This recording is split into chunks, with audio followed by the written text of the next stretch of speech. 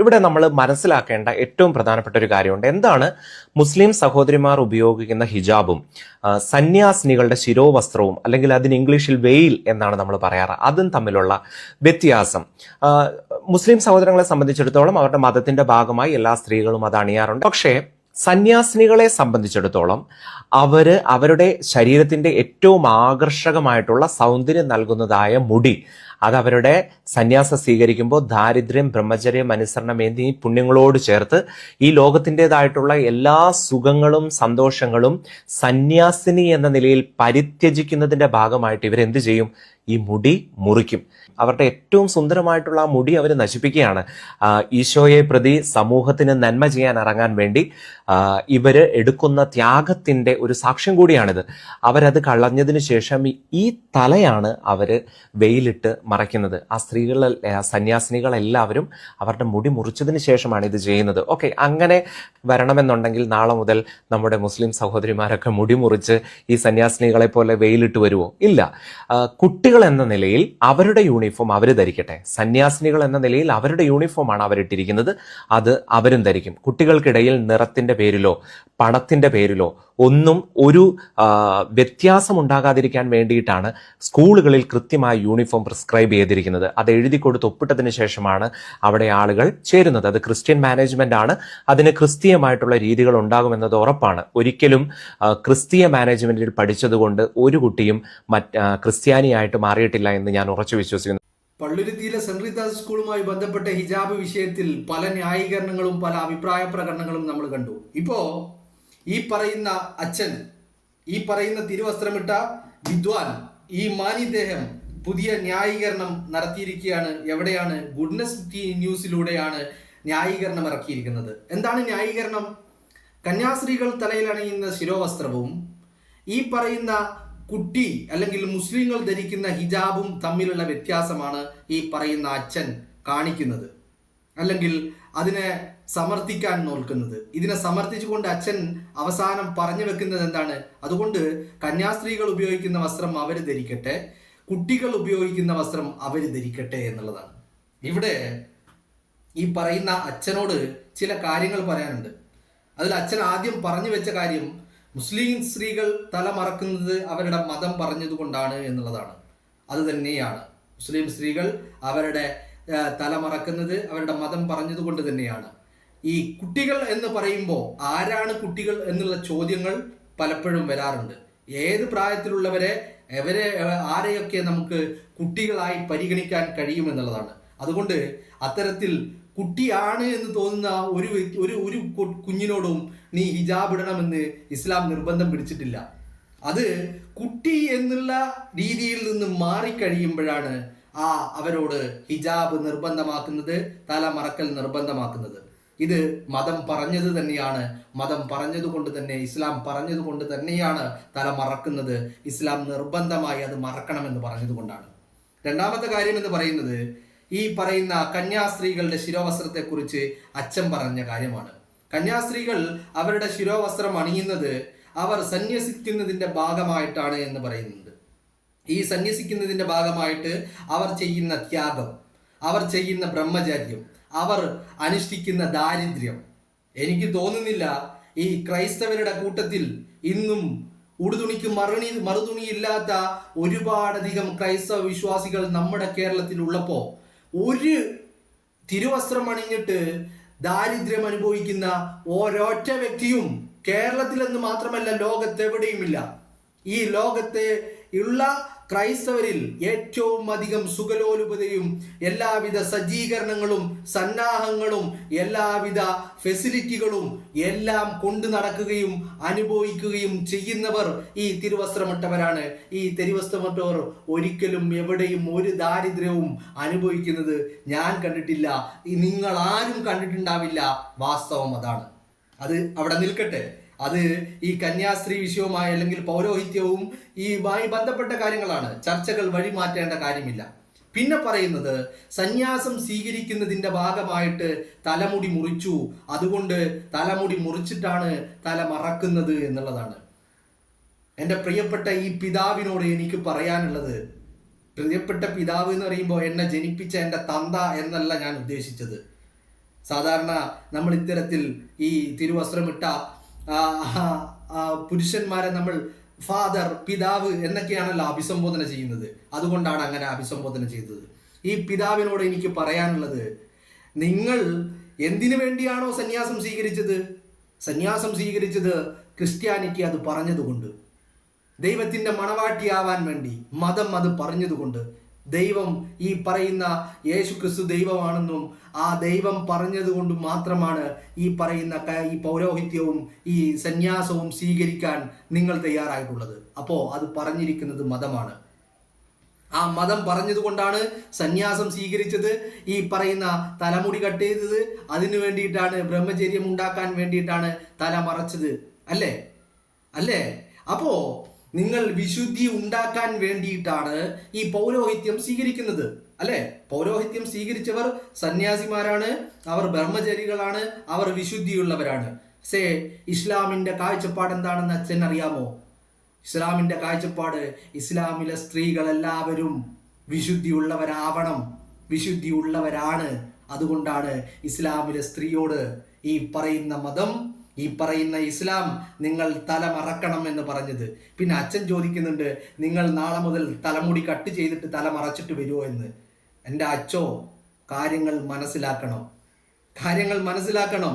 നിങ്ങൾ പൗരോഹിത്യത്തിന് വേണ്ടിയും സന്യാസത്തിന് വേണ്ടിയും വിശുദ്ധിക്ക് വേണ്ടിയും ഈ പറയുന്ന കന്യാസ്ത്രീകൾ മാത്രം അങ്ങനെ വരുമ്പോ ഈ കന്യാസ്ത്രീ, ഈ പൗരോഹിത്യം സ്വീകരിച്ചവർ മാത്രമാണ് വിശുദ്ധരായവർ, അതല്ലാത്തവർ വിശുദ്ധരല്ല. പക്ഷേ ഇസ്ലാമിനെ സംബന്ധിച്ചിടത്തോളം എല്ലാ സ്ത്രീകളും വിശുദ്ധരാണ്.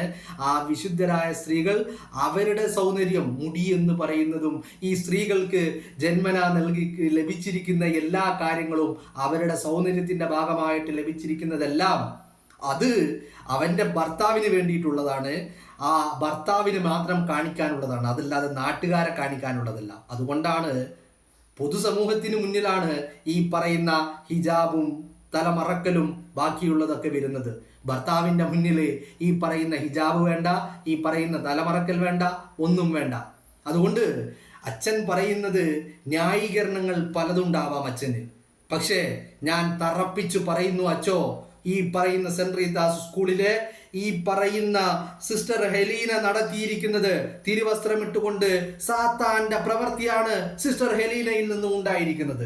അതിനെ നിങ്ങളൊക്കെ എത്രയൊക്കെ ന്യായീകരിച്ചാലും ന്യായീകരണമാവില്ല അച്ചോ. ന്യായീകരിക്കാം, നിങ്ങൾക്ക് എത്രത്തോളം വേണമെങ്കിലും ന്യായീകരിക്കാം. പക്ഷേ ഈ കഴിഞ്ഞ ദിവസം പല ഇത്തരത്തിലുള്ള പുരോഹിതന്മാരും അഭിപ്രായ പ്രകടനം നടത്തുന്നത് നമ്മൾ കണ്ടു. കഴിഞ്ഞ ദിവസം ഒരു ഫാദർ പറയുന്നത് കേട്ടതാണ്. ആ ഫാദർ പറഞ്ഞത് എന്താ, യേശു ക്രിസ്തു ഉണ്ടായിരുന്നെങ്കിൽ ആ കുട്ടിയെ ചേർത്ത് പിടിച്ചേനെ എന്ന്. മനസ്സിലായില്ലേ? അപ്പോൾ ആ യേശു ക്രിസ്തു ഉണ്ടായിരുന്നെങ്കിലും എന്തിന് യേശു ക്രിസ്തു? ഈ കാര്യം നിങ്ങൾക്ക് ആർക്കെങ്കിലും ധൈര്യമുണ്ടെങ്കിൽ ഈ പറഞ്ഞ തിരുവസ്ത്രമിട്ട ഇതിനെ ന്യായീകരിക്കുന്ന ഓരോരുത്തരെയും ഞാൻ വെല്ലുവിളിക്കുന്നു. നിങ്ങൾക്ക് ആർക്കെങ്കിലും ധൈര്യമുണ്ടെങ്കിൽ ഈ വിഷയം എന്താണെന്ന്, ഇവിടെ എന്താണെന്ന് നിങ്ങൾ ഈ പറയുന്ന നിങ്ങളുടെയൊക്കെ എല്ലാമായിട്ടുള്ള മാർപ്പാപ്പയുടെ മുന്നിൽ പോയി ഈ കാര്യങ്ങളൊന്ന് അവതരിപ്പിച്ചു നോക്കൂ. നിങ്ങളോട് തിരുവസ്ത്രം അഴിച്ചു വെച്ചുകൊണ്ട് സഭയിൽ നിന്ന് ഇറങ്ങിപ്പോകാൻ മാർപ്പാപ്പ നിങ്ങളെ ആട്ടിയിറക്കും. എന്നിട്ട് ആ കുട്ടിയെ ചേർത്ത് പിടിച്ചുകൊണ്ട് ആ കുട്ടിക്ക് ഹിജാബ് ഇട്ടുകൊണ്ട് പഠനം പൂർത്തീകരിക്കുവാനുള്ള എല്ലാ സൗകര്യങ്ങളും വത്തിക്കാനും മാർപ്പാപ്പയും നടത്തി കൊടുക്കും. അത് മനസ്സിലാക്കാൻ കഴിയാത്ത ഈ പറയുന്ന സംഘ് പരിവാറിന്റെ അച്ചാരം വാങ്ങിയിട്ട് സംഘ് പരിവാറിന് വേണ്ടി കുരക്കാൻ ഇറങ്ങുന്നവർ, നിങ്ങൾ ഈ രാജ്യത്ത്, ഈ സമൂഹത്തോട്, ഈ സമുദായത്തോട്, കേരളത്തിലെ പൊതുജനത്തോട് നിങ്ങൾ കാണിക്കുന്നത് വിഷം നിറക്കലാണ്, ഛിദ്രതയുണ്ടാക്കുവാനുള്ള ശ്രമങ്ങളാണ് നിങ്ങളുടെ ഭാഗത്തു നിന്ന് ഉണ്ടാവുന്നത് എന്നുള്ള തിരിച്ചറിവ് നിങ്ങൾക്കുണ്ടാവുന്നത് നല്ലതാണ്. അത്തരത്തിൽ പല ആളുകൾക്കും ആ തിരിച്ചറിവുകൾ ഉണ്ടായിട്ടുണ്ട്. നമ്മൾ ഇന്നലെ കണ്ടു, ക്രിസ്ത്യൻ ജോയിന്റ് കൗൺസിൽ ഇന്നലെ വത്തിക്കാനിലെ ഇന്ത്യൻ സ്ഥാനപതിക്ക് കത്തയക്കുന്നത് നമ്മൾ കണ്ടു. ആ കത്തിൽ അവർ പറയുന്ന കാര്യങ്ങളുണ്ട്. സമൂഹത്തിൽ ഛിദ്രതയുണ്ടാക്കുവാൻ വേണ്ടി, സമൂഹത്തിൽ ഭിന്നിപ്പുണ്ടാക്കാൻ വേണ്ടി, വിഷവിത്തുകൾ പാകാൻ വേണ്ടി മെത്രാന്മാർ പോലും മുന്നിൽ നിന്ന് പരിശ്രമിക്കുന്നു. ഇതിനെതിരെ നടപടി ഉണ്ടാവണമെന്ന് ക്രിസ്ത്യൻ ജോയിന്റ് കൗൺസിൽ ഇന്ത്യയിലെ വത്തിക്കാന്റെ ഈ പറയുന്ന പ്രതിനിധിക്ക് കത്തയക്കുമ്പോൾ അതും ചെയ്യുന്നത് ക്രൈസ്തവരാണ്. അതുകൊണ്ട് തന്നെയാണ് ഈ വിഷയത്തിൽ നമ്മൾ ഈ സെന്റ് റീതാസ് സ്കൂളിന്റെ PTA മാനേജ്മെന്റിനെയും ഈ പറയുന്ന തിരുവസ്ത്രമിട്ട സാത്താന്റെ പ്രവർത്തനം നടത്തിയിരിക്കുന്ന ഈ പറയുന്ന സിസ്റ്റർ ഹെലീനയെയും മാത്രം പ്രതിക്കൂട്ടിൽ നിർത്തുന്നത്. അതല്ലാതെ കേരളത്തിലുള്ള ക്രൈസ്തവരോ ലോകത്തിന്റെ വിവിധ ഭാഗങ്ങളിലുള്ള ക്രൈസ്തവരെയൊന്നും ഈ വിഷയത്തിൽ നമ്മൾ വിമർശിക്കുവാനോ അവർക്കെതിരെ ഒന്ന് തുറിച്ചു നോക്കുവാനോ നമ്മൾ തയ്യാറാകാത്തതിന്റെ കാരണം ക്രിസ്തീയ വിശ്വാസ സമൂഹം ഇതിന്റെ ഒപ്പമില്ല എന്നുള്ള തിരിച്ചറിവ് തന്നെയാണ്. പല ഉദാഹരണങ്ങളും ചൂണ്ടിക്കാണിക്കാൻ കഴിയും. കഴിഞ്ഞ ദിവസം വത്തിക്കാനിലെ ലൈബ്രറി പൊതുസമൂഹത്തിനുള്ളതാണ്, ക്രൈസ്തവർക്ക് മാത്രമല്ല. അവിടെ ആർക്കും വേണമെങ്കിൽ കടന്നു ചെല്ലാം. ആ വത്തിക്കാനിലെ ലൈബ്രറിയിൽ മുസ്ലിമായിട്ട് വരുന്ന അവിടുത്തെ ലൈബ്രറിയിൽ എത്തുന്ന വ്യക്തികൾക്ക് നമസ്കാരത്തിന്റെ സമയമായാൽ നമസ്കരിക്കാൻ വേണ്ടി ആ വത്തിക്കാനിലെ ലൈബ്രറിയിൽ കഴിഞ്ഞ ദിവസമാണ് പ്രത്യേകമായ ഒരു നിസ്കാര മുറി, ഒരു പ്രയർ റൂം സജ്ജീകരിച്ചത്. ആ വത്തിക്കാനിന്റെ ആളുകളാണ് കേരളത്തിൽ ഹിജാബ് ഇട്ട് വന്ന ഒരു പെൺകുട്ടിയെ വിദ്യാലയത്തിൽ നിന്ന് ഹിജാബ് ഇട്ടതിന്റെ പേരിൽ പുറത്താക്കുന്നത്. ഇതാണ് വിരോധാഭാസം എന്ന് പറയുന്നത്. ഇതൊക്കെ കണ്ടുകൊണ്ട് ഇരിക്കുന്ന സാധാരണക്കാർ ചോദിക്കുന്ന ചോദ്യങ്ങളാണ് ഞാൻ മുന്നിൽ ഉയർത്തിയിരിക്കുന്നത്. അതുകൊണ്ട് തന്നെയാണ് ഞാൻ പറഞ്ഞതും, ഈ വിഷയം നിങ്ങൾ ധൈര്യമുണ്ടെങ്കിൽ മാർപ്പാപ്പയുടെ മുന്നിൽ അവതരിപ്പിച്ചാൽ ഈ ഇതിലെ പ്രതികളായിട്ടുള്ള ഈ സാത്താന്റെ പ്രവർത്തനങ്ങൾ നടത്തിയിരിക്കുന്ന തിരുവസ്ത്രമിട്ട സ്ത്രീയോട് ആദ്യം പാപ്പ പറയുക, ആ തിരുവസ്ത്രം ഊരി വെച്ചുകൊണ്ട് സഭയിൽ നിന്ന് പുറത്തേക്ക് ഇറങ്ങാൻ അല്ലെങ്കിൽ ആട്ടിയിറക്കാൻ മാർപ്പാപ്പ മുന്നിൽ നിൽക്കും. അത് മാത്രവുമല്ല, ആ കുട്ടിയെ ചേർത്ത് പിടിച്ചുകൊണ്ട് ഹിജാബ് ഇട്ടുകൊണ്ട് തന്നെ ആ കുട്ടിയുടെ വിദ്യാഭ്യാസം പൂർത്തീകരിക്കുവാനുള്ള നടപടിക്രമങ്ങളും ഈ പറയുന്ന മാർപ്പാപ്പ തന്നെ ചെയ്തു കൊടുക്കും. പിന്നെ എന്തിനാണ് അച്ചോ ഇങ്ങനെ ന്യായീകരിച്ച് തൊലക്കുന്നത്? നിങ്ങളുടെ കൂട്ടത്തിലുള്ള തിരുവസ്ത്രമിട്ട ചില പുഴുക്കുത്തുകൾ ഉണ്ട്, അത് നിങ്ങൾ അംഗീകരിച്ചേ മതിയാവുകയുള്ളൂ. ആ പുഴുക്കുത്തുകൾ പ്രവർത്തിക്കുന്നത് സംഘപരിവാറിന് വേണ്ടിയും ഈ പറയുന്ന കാസക്ക് വേണ്ടിയുമാണ്. അവർ നൽകുന്ന അജണ്ടകളുടെയും പ്രപ്പഗണ്ടകളുടെയും അടിസ്ഥാനത്തിൽ പ്രവർത്തിക്കുന്നവരെ നിങ്ങൾ മാറ്റി നിർത്തുന്നതിന് പകരം അവരെ ചേർത്ത് നിർത്തിക്കൊണ്ട് ഈ സാമുദായിക അന്തരീക്ഷം തകർക്കുന്നത് ആർക്ക് വേണ്ടിയിട്ടാണ്? നിങ്ങൾക്ക് ലജ്ജയില്ലേ? ഈ കേരളം വിടുമ്പോ ബൈബിൾ ഏന്തിയതിന്റെ പേരിൽ, കൊന്ത ഏന്തിയതിന്റെ പേരിൽ, കുരിശുമാല അണിഞ്ഞതിന്റെ പേരിൽ, തിരുവസ്ത്രം അണിഞ്ഞതിന്റെ പേരിൽ നിങ്ങളുടെ മുഖത്ത് കിട്ടുന്ന ഓരോ അടിയും, ആ അടികളിൽ നിന്നും ആ ആക്രമണങ്ങളിൽ നിങ്ങൾക്ക് നേരെ ഉണ്ടാവുന്ന ആക്രമണങ്ങളിൽ നിന്നുമൊന്നും നിങ്ങൾ യാതൊരുവിധ പാഠങ്ങളും പഠിക്കുന്നില്ലേ? നിങ്ങൾക്ക് ബൈബിളാണോ വലുത്, അതോ ഈ രാജ്യത്തിന്റെ മനുസ്മൃതി, RSSന്റെയും സംഘ് പരിവാറിന്റെയും അജണ്ടയായിട്ടുള്ള മനുസ്മൃതിയാണോ നിങ്ങൾക്ക് വലുത്? ആ മനുസ്മൃതിയിൽ മുസ്ലിങ്ങളായ ഞങ്ങൾക്കും ക്രൈസ്തവരായ നിങ്ങൾക്കുമുള്ളത് ഒരേ അവകാശമാണ് എന്ന് പറഞ്ഞാൽ RSSന്റെ മനുസ്മൃതി പ്രകാരം ക്രൈസ്തവനും മുസ്ലിമും ഈ രാജ്യത്തിന്റെ ആഭ്യന്തര ശത്രുക്കളാണ്. അത് കേരളം വിടുമ്പോ, കേരളത്തിന്റെ ബോർഡർ കടക്കുമ്പോ കൊന്തയിട്ട നിങ്ങൾക്ക്, തിരുവസ്ത്രമിട്ട നിങ്ങൾക്ക് അനുഭവത്തിൽ നിന്ന് പഠിക്കാൻ കഴിയുന്നില്ലേ? കഴിഞ്ഞ മാസമല്ല ഛത്തീസ്ഗഡില് ഈ കേരളത്തിൽ നിന്നുള്ള 2 കന്യാസ്ത്രീകളെ അകാരണമായി ആക്രമിച്ച് ജയിലിലിട്ടത്. എത്ര ദിവസമാണ് അവർ ജയിലിൽ കിടന്നത്? ഇപ്പോഴും ആ കേസ് നിലനിൽക്കുകയില്ലേ?